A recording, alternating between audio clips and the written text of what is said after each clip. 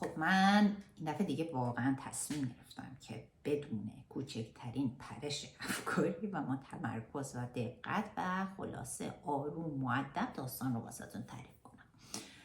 حالا این دفعه داستان چی رو میخوام واسهتون تعریف کنم؟ داستان یه ماجرایی که من داشتم تو راه رسیدم به پادووا. ماجرا از این قرار بود که آقا ما بلیط هواپیما رو خریدیم و به سمت کجا؟ ونیز. بعد گفتم که خب دیگه حالا در طول روز میخرم و آخر شبم میرسم و از اون طرفم راحت میرم سمت ونیز. از اون طرف داستان اینجوری بود که فهمیدم که بله ایتالیا هم دیگه تا 9 شب اینا کار میکنن و ماشین و اینا نیست، خلاصه قطار نیست از من از فرودگاه بتونم بیام سمت پادووا.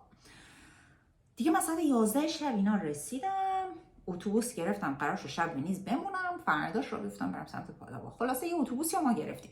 چقدر باز من روده درازی کردم و دقیقاً کردم چقدر یواش دارم حرف میزنم به خاطر اینکه تمرکز حرف بزنم. و بله گلهای گلم میبینیم منم میتونم تمرکز کنم موقعی که دلم بخواد میتونم، مشکل اینه که دلم نمیخواد و اون موقع دیگه وقتی دلم میخواد برش افکار ندارم و الان دارم احساس میکنم برش افکارم داره برمیگرده چون که از موضوع پریدم به یه موضوع دیگه. البته از اون طرفم نگرانم چون که چی بهش میگن شلوار گلگلو پوشیدم و دیدم این بالام خوبه، گفتم بس دیگه معلوم نیست، ولی خب مثلا داستان‌ها یهو ممکنه هیجانی بشه و اینا و یهو نگرانم که پاچم بیاد بالا و شما پاچه شلوار گلگلوی منو ببینید، ولی انشالله که خیره. بله خلاصه خب داشتم تعریف میگم کجا بودم. اینجا بودم که آقا ما اتوبوس رو گرفتیم ساعت 11-12 شب نشستیم و که بریم سمت ونیز. بعد این وسط یارو هم که نه یکی اومد گفت سلام خوب هستین شما؟ بعد من گفتم که مرسی. بعد گفت ایرانی هستین؟ گفتم بله. بعد گفت که من میتونم کنار شما بشینم؟ حالا اتوبوس خالی وسطم، انشالله که این دیگه جزء چیز حساب نمیشه دیگه، اینا جزء درگیری های شخصیه. بله. بعد گفت که میتونم بشینم کنار شما؟ حالا میگم اتوبوسم خالی. من گفتم بیا بشین. بعد اینطوری که چیزی که گفتم که بله بفرمایید.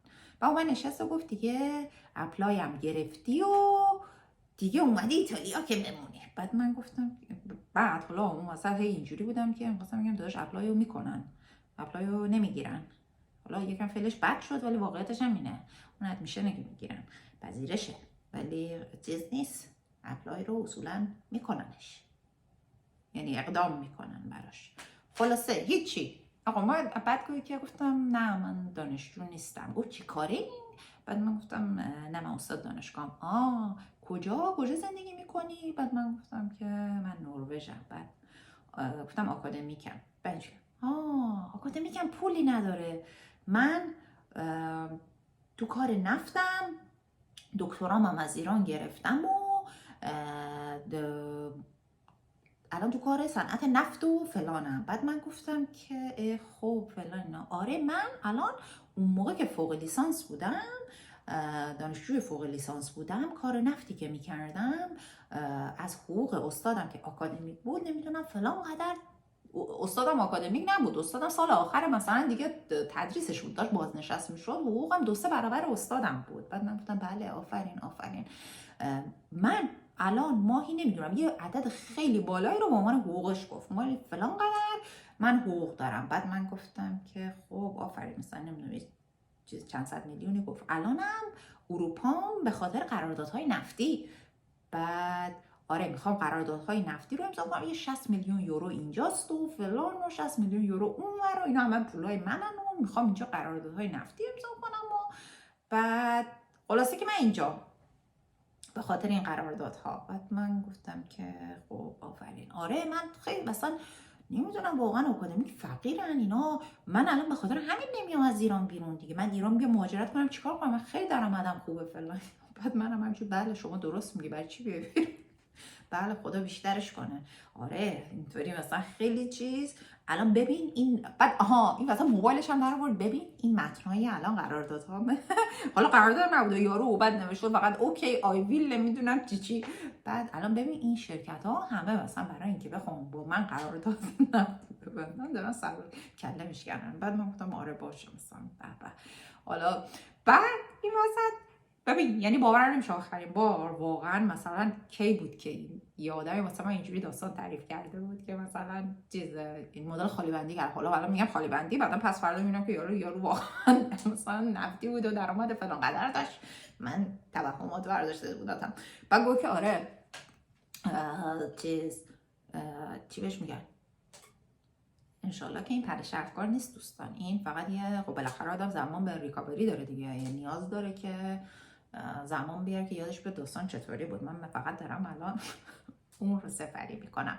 خلاصه بعد برگشت گفت که آره این قراردادام ما الان اینجا یه سری شرکت ها داریم که ما میان برامون کار میکنن و درصد خودشون هم برمیدارن. اتفاقا نروژ هم خوبه از این لحاظ و اینا. گفتم نه فکر نکنم نروژ خوب باشه، چون نروژ خیلی حساب کتاب مالیاتی داره و شما نمیتونین حالا انقدر راحت هر کاری دلتون بخواد بکنین. نه بابا ما الان مثلا همه جا اون وسط چیز بود، یعنی داشت واسه ما خالی خالی خالی میوست. در این حد که من آخرش می‌خواستم بگم داداش اگه یه کسی که اینقدر حقوقی که تو میگی داره و الان اینجوری چند صد میلیون یورو تو دست و بالشه، قاعدتا الان باید رانندش پشت در فرودگاه می بود یا با تاکسی میرفت اون هتلی که تو ونیز میخواست، سوار اتوبوس 11 شب نمیدونم 3 یورویی که همه ریختیم رو هم دیگه و مثلا داریم تر تر تر کنن این موقع شب میریم. قاعدتا یه آدم با این درآمد اینجا نمیاد. مال آکادمیکه، این مال ما قشر ضعیف جامعه است که درآمدی نداره و با اینا میخواد باشه بیاد مثلا